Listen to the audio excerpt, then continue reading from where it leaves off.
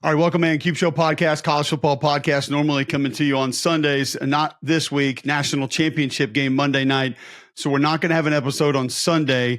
We're going to bring it to you on Tuesday as we review the film and then bring that back to you Tuesday after the national championship game. We'll review that. Then we go back to our usually SEC heavy weekly podcast. We'll go through some bowl games, transfer portal. We'll have some guests throughout the course of the offseason, spring games. We'll talk all that, but we're going to focus on the college football playoff now. This episode, previewing the national championship game, is brought to you by PrizePicks. You guys have heard me talking about them. So I'm going to get the phone out right here. First, I'm going to show you this. PrizePicks is going to do you a little bit of a favor here for this game. It's really easy, really simple right there. It's the Natty Pick for free. You can go pick that national championship winner. Also, Will Howard projection discount. They are marking this thing down, gutting this thing. 0.5 pass yards, more or less. I think most of you guys are going to be able to figure that one out. So you got that going for you at PrizePicks. Here's what else you have going for you at PrizePicks. You use promo code CUBE, and you go in there right now, put 5 in, and you'll have 50 to spend on PrizePicks right there for NFL playoffs this weekend, college basketball this weekend, or the national championship game Monday night. And you guys know how easy this is. I told you before, go to your phone, get the app, go to PrizePicks right there. Bam, there it is. I've got a couple lineups already made for college football. We'll throw those up on the screen for you. You can see I've got Riley Leonard more than 1/2 a touchdown in this game. I think Notre Dame's going to have to step on the gas a little bit. We're going to talk all about it. Jeremiah Smith, 70.5 yards pass receiving. I'm going to go more because I think in man coverage, he can just get 2 jump balls and be over 80 yards. Jaden Greathouse, Notre Dame wide receiver. I'm going to go more than 22.5 receiving yards. Going back to that theory of if Riley Leonard is more than half a touchdown, Notre Dame has to step on the gas at certain points in time. He's going to have targets to hit. And I'll take Mitchell Evans over or more than 34.5 receiving yards also. That's one. We've got another lineup for you that we can throw up there. And a couple other things that I kind of like in this one that I think you might want to take a look at here on PrizePicks. I've got, we'll throw this one on the screen also, Will Howard. I'm going to take advantage of it right here. If you're going to give me the discount, I'm going to roll with it. More than half-yard passing, feeling good about that one. Jeremiah Love, more than 44.5 yards rushing. Just think he's going to be the bell cow, and he proved he was healthy late in the game against Penn State last week. And then I'll go Greathouse in that one also over 22.5 passing yards, more than 22.5 passing yards. I feel good about that one also. So, you guys, it's easy. Just go to the App Store, go to PrizePicks, download it.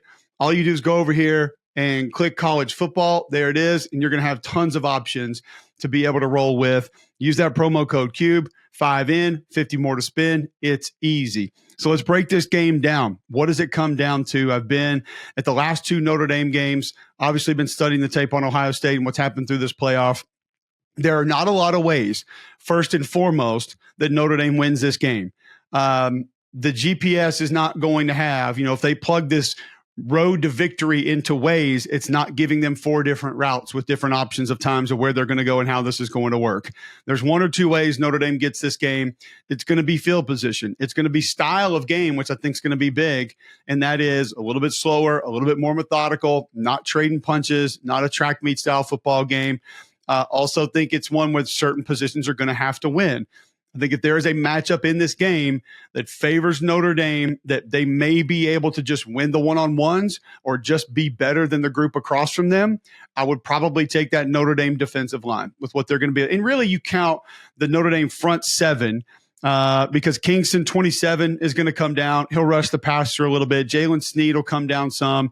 They're going to use Drake Bowen, Jack Kaiser in blitzing situations a lot. So it's kind of more the front 7, but really that front 4, when you talk about R.J. Oben, Bryce Young also being down on the line of scrimmage, they're going to have to get wins.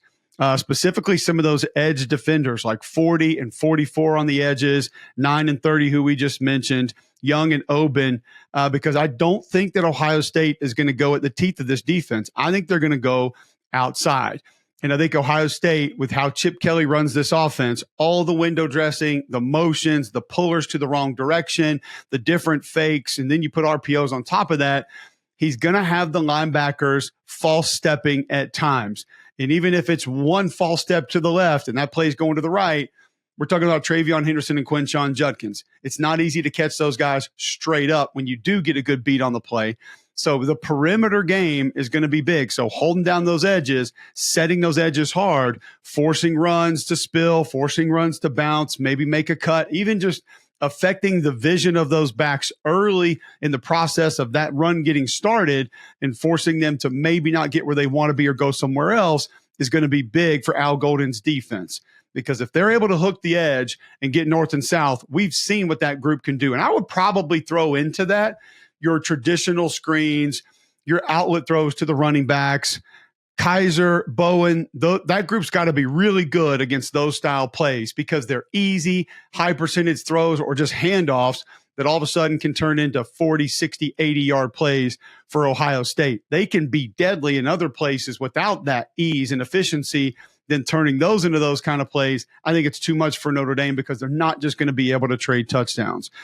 Also, I think up front, they have the opportunity to win, but can you get Ohio State 3rd and 8s, 3rd and 10s, 2nd and 10s, 2nd and 9s to where you're going to be able to just tee off and go after the quarterback like you did against Indiana, like you did late against Georgia, because they were in obvious passing situations, not just downs, but inside the game of what they needed to do. And then maybe sometimes they were benefited of those teams deciding to do that, and they didn't necessarily have to at that point in time. That's all going to be big for Notre Dame. Now, the man coverage situation here, Notre Dame plays it about 57% of the time on the season. They're good at it. They're really good at it. And where they're best at it is not handing out easy grabs. And then if there are catches made, those receivers more times than not come to the ground fairly quickly. The majority of big gains against Notre Dame through the air is going to be some sort of blown coverage or somebody that wasn't seen or somebody that leaked out that's going to get down the field and be able to make a reception. So, I mean, like you go last week, and I know these receivers are on 2 different levels. Penn State didn't have a lot of people open. And there were a couple that Drew Aller missed a little bit early, but still, I mean, they would have been tight throws. They would have to squeeze them in there, lobbing those things over the top, dropping them down on a receiver. That still was a play that probably could have been contested. That's all going to be a massive matchup because I don't know if Notre Dame can just live in it. And I think Al Golden knows that. So I think he'll probably try to change the picture a little bit. That's where Jordan Clark, Xavier Watts become big because are you matching them up on certain individuals? You're trying to use them in different zone principles. How's that going to operate? And we know this is a massively, just extraordinarily athletic wide receiver core with what they're able to do, what they're capable of. Doesn't have to be deep balls down the field. They can hurt you in a lot of different ways. So I think number one, probably find a way to win with fewer numbers up front. McElroy and I on our show in the mornings talked a lot about the Michigan game this week. And the false narrative coming out of that was that, Ohio State just tried to play their game and they kept banging their head against the wall and they couldn't be that team. So that's why they lost that game. I don't know if that's necessarily accurate. That's not the way I saw it because they had the numbers in the run game. So you hand those balls off. Will Howard's making the right decisions. Chip Kelly's calling the right things. It's just that maybe a little bit late to react to the fact that it wasn't going and it wasn't working, finding a way to get to something else.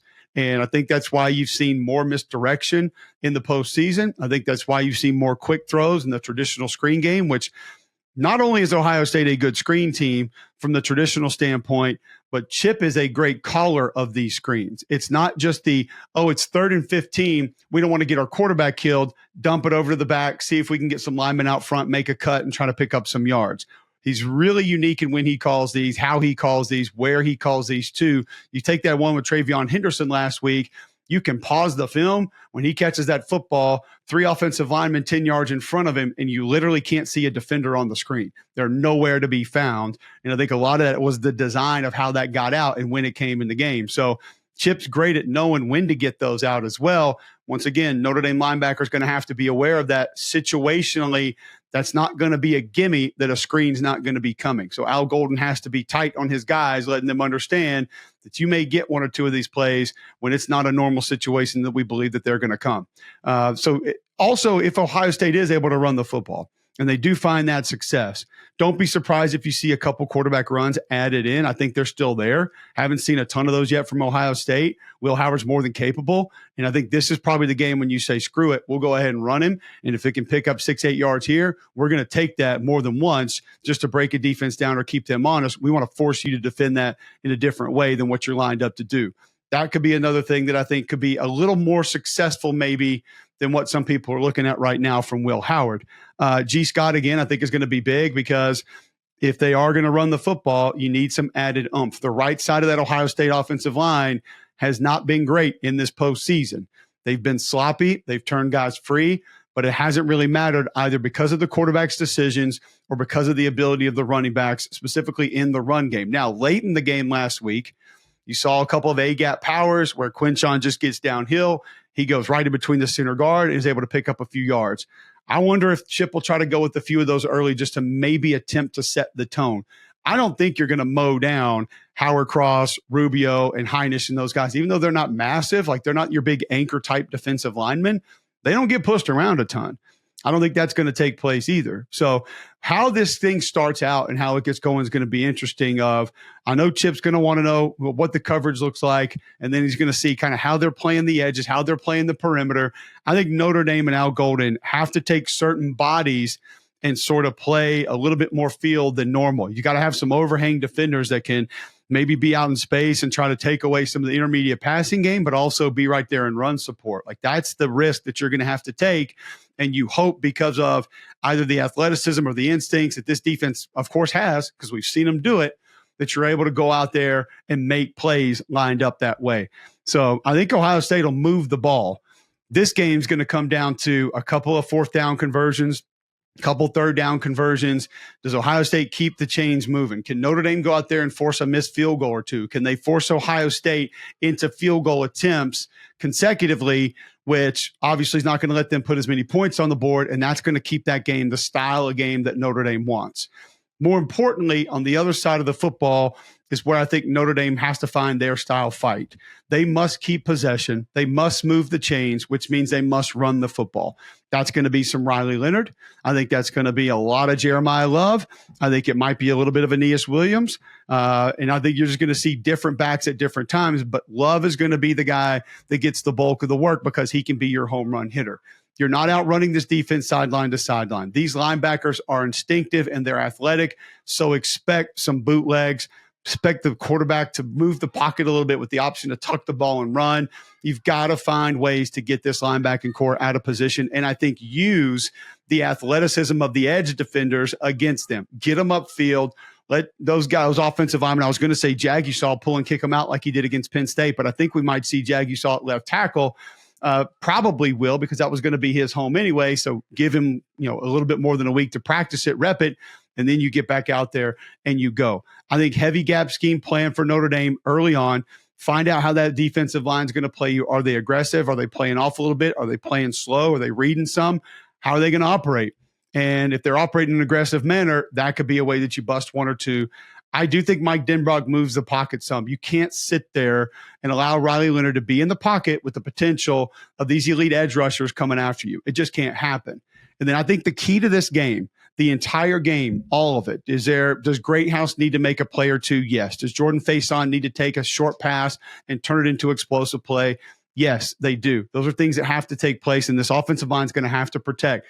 If it's a 3rd and 5, if it's a 3rd and 12, if it's 12 third downs, or if it's 5 third downs, whatever those obvious passing situations are, they've got to give Riley Leonard a little bit of time, at least to be able to work and manipulate the pocket and find something out wide or down the field, which I've seen a couple people this week talking about Notre Dame's downfield passing attack being non-existent. Not exactly sure where that comes from. You obviously missed the Indiana game when Riley Leonard steps up and pushes the ball down on the deep post and completes it. He's not going to do it a ton. He's not going to live there, but he has the ability to do it. And you have to give him some time to be able to operate towards that at different spots inside of this game. But the key to this game, I think, is going to be Caleb Downs. Can this defensive line take over? Yes. Is Ohio State better in coverage than people give them credit for? They are. Can these linebackers fly sideline to sideline and be problematic that way? They can. But I think the alignment of Caleb Downs is going to be absolutely massive when you talk about how this team operates and what this team does and how Notre Dame reacts to it. Probably going to be big. So I got 2 plays I'm going to show you, and we're just going to go take a look at how Caleb Downs operates inside this defense. First and foremost, you'll get a little bit of a Tampa 2 look where he's kind of middle field safety up towards the football. It looks like when I played that old school 4-3 defense, 4 down linemen, 1, 2, 3 linebackers, Sam Mike Will, except Caleb Downs, the Mike, but he's about 3 or 4 yards further off the ball than everybody else. Now, Texas is going to ID him as the Mike in this play. So you'll see the tight end is going to pull around on this power play, and he fits it up perfectly. So that's great, and that's fun because now you got a linebacker walked up outside. That's where your puller is going to get him initially. Center Jake Major is going to pull around and handle him. But then you pull up and you say, okay, Caleb Downs is our Mike. Now, you have a will linebacker who's unblocked, if stays back a little bit, also going to be able to help on this play. But defended fairly well, actually blocked up fairly well. It's a great job by a safety taking on a pulling tight end to be able to force that run back inside and then also go on and help make the play. But the identification of Caleb Downs is what's going to be massive here. Do you ID him as a Mike linebacker? Do you ID him as a safety? Are you trying to see him lined up in coverage, and who is he going to be covering because he's great in space? The one screen that Texas had out on the flat, where I believe it was Wingo, makes a guy miss, comes inside of a block, looks like he's gone. Caleb Downs was the field safety on the other side, comes all the way across, makes a shoestring tackle. That is a home run. That is a touchdown if he doesn't make that play. So doesn't have to be close to the line of scrimmage to be able to make all these plays. Next, we'll go look at this other play. Texas on offense, you see tight end Gunnar Helms going to motion in. That's going to bring Caleb Downs pretty much into the box with him. We're going to call him in the box. Jack Sawyer lined up outside the tight end. You look at what the tight end Gunnar Helms is supposed to do here. It's an influence block up to the Mike linebacker. Well, the Mike linebacker here is going to be 0. Well, you had Deed 2 as your Mike linebacker earlier, so here's where a little bit of the confusion starts to come. Numbers, you remember sometimes, is that's my guy. Well, in this situation, he's not the guy. So this is single back power. You're going to see the puller come around and kick out Jack Sawyer. Gunnar Helms got to come up, fold up on that linebacker who's unblocked, and now Cody Simon's going to go make that play. Pretty good job by Tyleik Williams, who may have an opportunity at this play anyway. And you can look at this from both sides. If it's blocked correctly and he gets up on Cody Simon, what's going to happen with Caleb Downs on this play? He's probably making that tackle. So you're outnumbered. And if I showed you the wide view on this and you can say, well, you got an RPO out of that, nobody was open on this play. So obviously man coverage is what brought Caleb Downs down inside, and that RPO slant wasn't there. So you either just got to dirt this play, throw it away, live for the next one, fight another day, which probably handing it off is not the worst idea there anyway. But these are the problems that are going to be presented with Caleb Downs. What position is he playing technically? How do you ID him as a Mike, as a safety? Where is he in coverage? And if you try to work him in the flat, it's not going to be successful because he can get out there and make those plays. Notre Dame's going to have their handfuls offensively. I think physicality has to be a major factor in how they win this game. And I don't think that they can just push the Ohio State D-line around. I don't think that they can just go out there and muscle the Ohio State defensive line. But if they want to try to do that, they need to try to do it early to see if they're going to be able to get away with it. The, quote, anchor of this Ohio State defensive line is Tyleik Williams. Well, Tyleik Williams likes to jump around a little bit too. He'll try to swim over a block. He'll try to play a gap off. Same thing with these edge defenders and Ty Hamilton. So if you maybe go a little bit of zone scheme after some of your gap stuff, you find a guy out of his gap who doesn't fit it correctly, you're able to hit that home run. They've got tight ends that they can use to be splitters coming flat across the line of scrimmage. You steal the eyes of Sonny Styles or Cody Simon. Maybe that allows Jeremiah Love to be able to hit one. Tight ends are going to be big because you see where Caleb Downs lines up in different places. Some of the quick throws are going to happen. So maybe Riley Leonard can live there with Mitchell Evans. It's one of the reasons where I went with him on PrizePicks. That could be an avenue of success.